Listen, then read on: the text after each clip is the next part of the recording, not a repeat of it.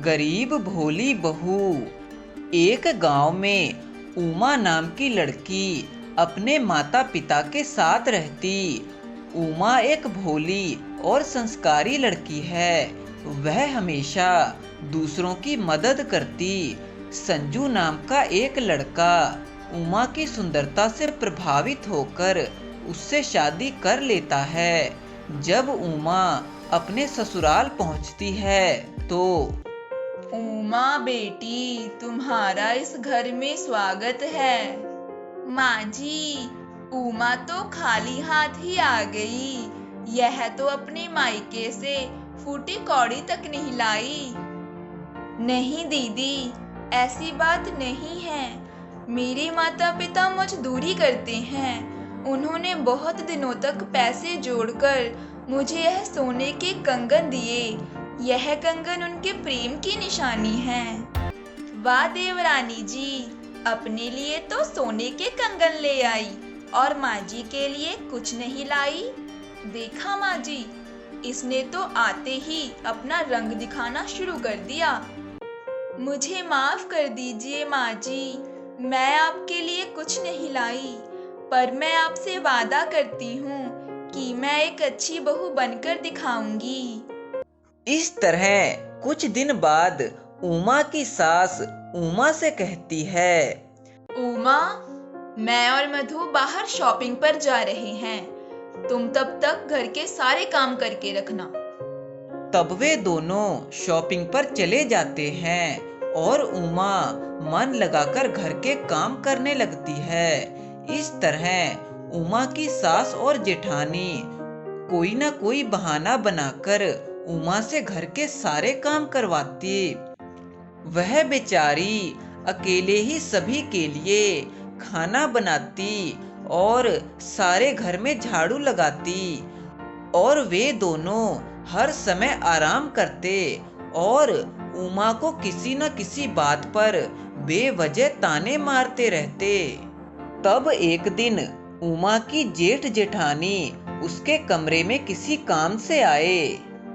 उमा, मैं तुमसे कुछ मांगना चाहती हूँ। तुम मना तो नहीं करोगी? नहीं दीदी, मैं मना नहीं करूँगी। बोलिए, क्या चाहिए आपको?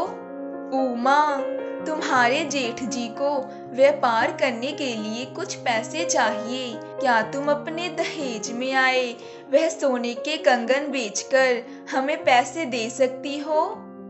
दीदी, पर वह कंगन तो मेरे पिताजी ने एक एक पाई जोड़कर खरीदे हैं। मैं इन्हें नहीं बेच सकती। इन्हें बेचकर मैं उनका अपमान नहीं करूंगी। प्लीज उमा, ऐसे मत करो।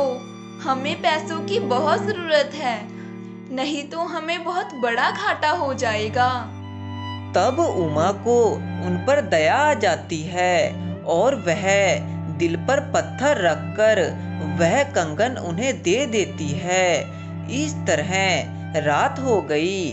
उमा अपने जेठानी के कमरे के पास से जा रही है। तब उमा को उनके झगड़ने की आवाज सुनाई देती है। बेवकूफ कहीं के, तुमने सही नहीं किया उमा के कंगन बेचकर। तुमने उन पैसों से जुआ खेल लिया और ऊपर से सारे पैसे हार गए। उमा को यह जानकर बहुत बुरा लगा कि उसके जेठ जेठानी ने उसका फायदा उठाया, और ऐसे ही कुछ दिन बीत गए। एक दिन उमा बहुत बीमार हो गई। डॉक्टर ने बताया कि उसे डेंगू हो गया है। कमजोरी के कारण उसका बिस्तर से उठना भी मुश्किल हो गया। उमा की सास और जेठानी को उमा की तो कोई परवाह नहीं थी, परंतु उन्हें तो बस इस बात की चिंता थी कि अब घर का काम कौन करेगा। माँ जी, उमा नौटंकी कर रही है। मुझे तो लगता है यह घर के काम से बचने के लिए बहाने बना रही है। सही कहा मधु तुमने।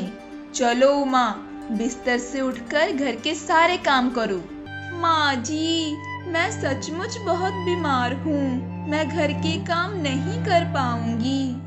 अगर काम नहीं कर सकती हो तो इस घर में तुम्हारी कोई जगह नहीं है। फिर उमा की सास और जेठानी उसे धक्के मारकर घर से बाहर निकाल देते हैं। अरे यह देखो, जालिम सास और जेठानी, बेचारी उमा ने एक दिन घर के काम नहीं किया तो उसे घर से बाहर ही निकाल दिया।